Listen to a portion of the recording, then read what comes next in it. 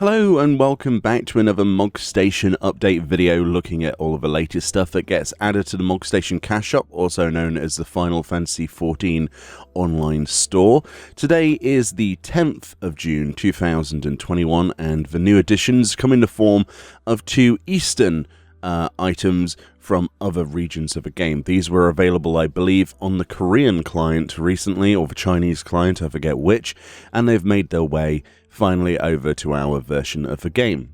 First of all, there is an outfit called the Reshi attire, and we also have an emote called the Flower Shower. These are bound to a single character that you purchase them for and are not account bound. The outfit appears to be dyeable and is multi-gender, and the Flower Shower emote again is bound to one character.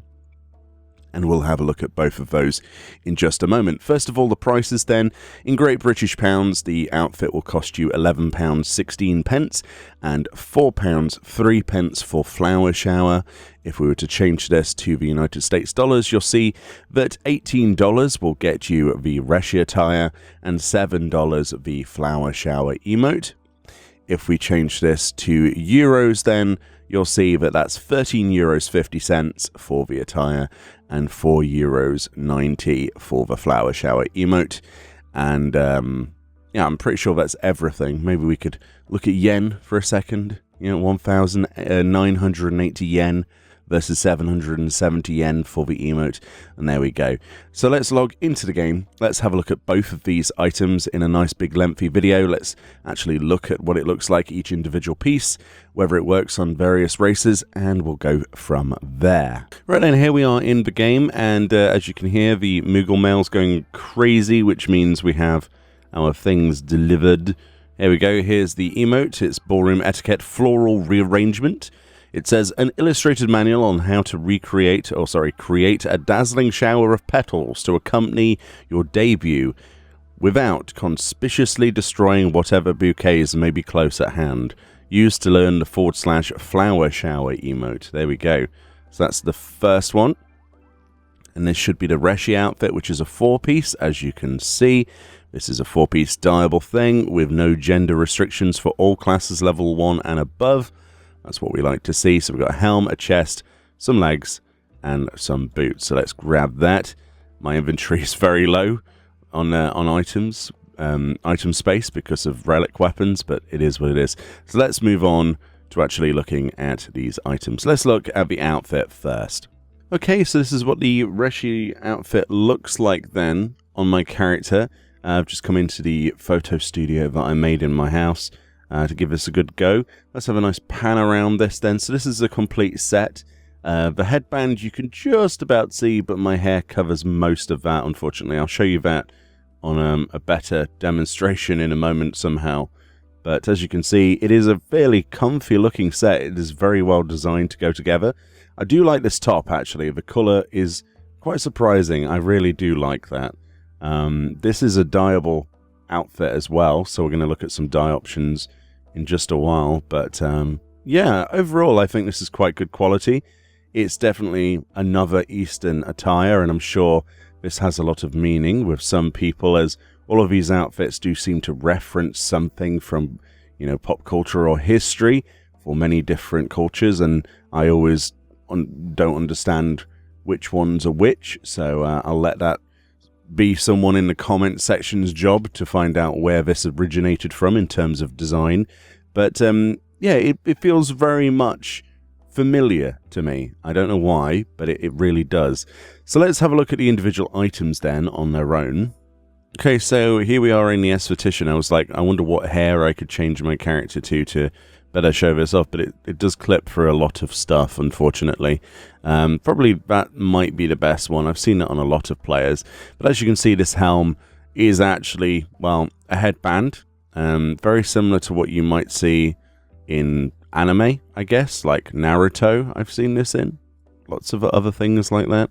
I mean, I don't really know the real application of this. Was this used by ninjas or something, or samurai? I'm not sure. Again, I'm clueless when it comes to real-world history and references in the game. Like, some of this stuff clips horribly. I thought this would actually be a really good demonstration for you. The dreadlocks go straight through that. It's got this weird like bead thing on the side of it as well. So as much as it's just a headband, it also has this brown beading. Should we change the lighting actually? There we go. That's a little bit better to understand. We have this one. Again, so unless you've got like an incredibly clear head, like your forehead's clear with some of the hairstyles, like this one works quite well. Actually, the ponytails one, that works quite well with the headband. It looks like it's pulled the hair back, which is what you'd want anyway. But for the most part, it doesn't look that great on my character, at least.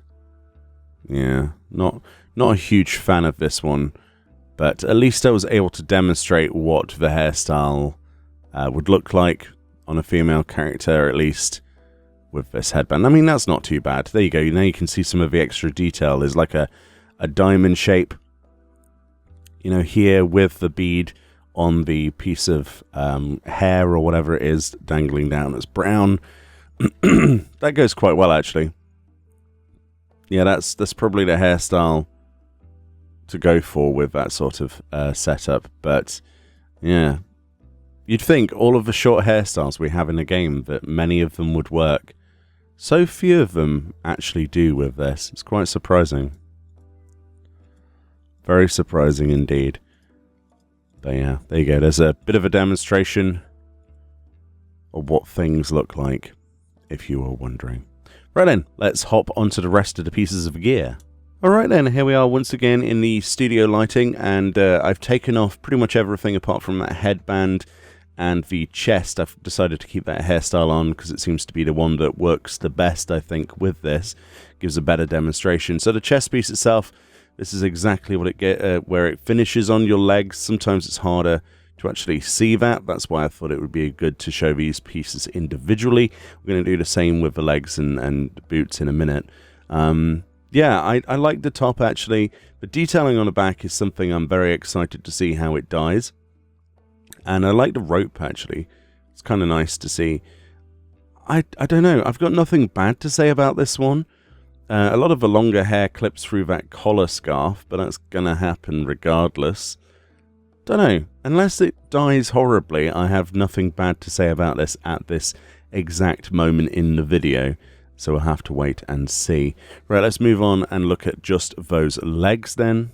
Right then, so this is the legs on their own, which is actually quite surprising. This is something I'm glad I did. So obviously we don't have the boots on. That's just the natural Makoto feet. We don't have a top on or anything like that. That's what the trousers look like at the top, these pants, and that's what they look like at the bottom. Quite surprising, actually. I didn't expect them to have a blue section with a ribbon. You don't really get to see that underneath the big robed chest piece, so hopefully this was helpful. I personally found this helpful because I just didn't know what it looked like until I did. It'll be interesting to see how this part dies as well, honestly. I'd be very interested to see if the blue changes or if the black partition changes, but there we go. Right, let's move on to those boots then, finally. Right then, so these are the sandals, the boots then of the Reshi outfit. They are very traditional, as you can see. I quite like these. They are obviously like the straight sandal, the flat bottom sandal with the tassels, basically the laces around there. It's got a motif of a thing that you just slot your foot into. I actually quite like these. They're incredibly useful as another option. There are obviously sandals in the game, but these are actually heeled, and looks like your foot's actually enclosed in a nice sock sort of fabric. I don't know. I like them personally, so that's what those look like on their own without the obviously the legs. The legs seem to add like as if they were part of it with almost like a long white sock, which is evidently not the case when you take those two items apart, as you can see. Right then, so let's look at some dye options. I think that's the natural thing to go to next. So it looks pretty good in a variety of colours. I have to say that the stronger colours definitely bring out more of that ninja sort of theme. The darker colours are okay, but I really think it's the vast, sort of bright, vibrant colours that make this set really work. Or at least they do for me, in my own opinion. And as you can see on screen, we have pretty much all of the spectrum you can imagine, all of the basic dyes. I've also made sure to go and get the dyes from Ishgard Restoration as well as the metallic ones. The majority of them. People requested a long time ago that I made sure I covered Ruby Red and Cherry Pink and the rest of them. There's Cherry Pink, look on screen now. We've also got Gunmetal Black on here, as well as the Brass color. I hear those are some of your favorite dyes from what I saw last time. They were like, but you didn't show it in the best dye in the universe, Brass. I was like, okay, I'll remember that for the future. And I've remembered. There's your Brass on screen right now. I don't know, it looks really good. I'm really quite impressed. There's your Pure White, which looks very nice. There's Jet Black, looking pretty good. And then we're off to the metallic colours now. So there's your Silver to start this off. I think it looks really good. One of my favourites probably for this is Metallic Green. I think that really brings out the rest of the outfit. You'll notice that the emblem on the back of the character unfortunately doesn't die. But that's just part of it, unfortunately. It just seems to be, you know, just the rest of the fabric, which isn't the worst dye option in the universe.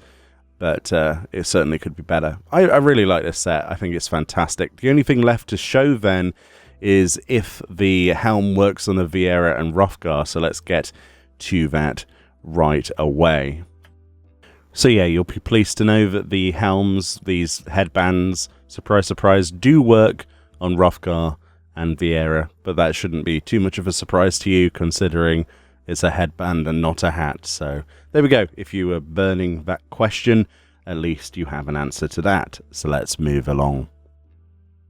Right then, it's time to look at the last item then. Last but not least is the, obviously the emote that we got from a mogstation. I know we took a long time to look at the outfit, but I thought I'd give it a bit of extra effort this time because people asked tons of questions that I didn't get to show last time in mogstation videos. So let's learn this book.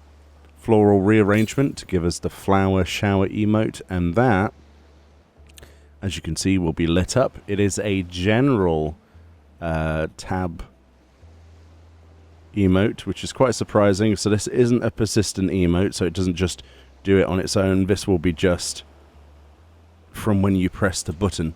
So this is what it looks like on my own. Interesting, actually. It has a sound effect with it. So I'll try and make sure that you can hear that. But yeah, you throw petals quite a far. Yeah, quite some distance from your character. Wow, that's quite surprising. Definitely projected in front of your character as opposed to anywhere behind you. And here's Fran to demonstrate more flower shower goodness. What does it look like with 2 flower showers then?